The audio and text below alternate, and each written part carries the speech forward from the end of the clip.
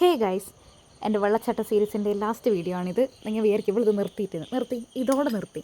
അങ്ങനെ നമ്മൾ വെള്ളച്ചാട്ടമെല്ലാം കണ്ട് വീട്ടിലേക്ക് തിരിച്ചു പോവേന്ന്.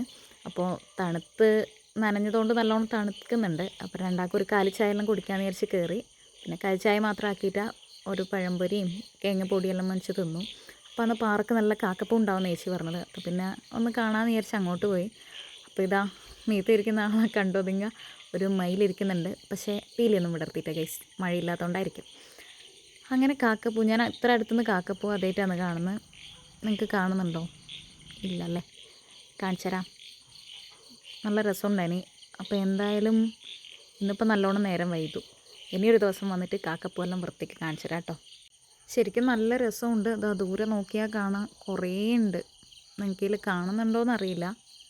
നല്ല രസമുണ്ട്. ഞാൻ സൂം ചെയ്യാം. കണ്ടോ, നൈസല്ലേ?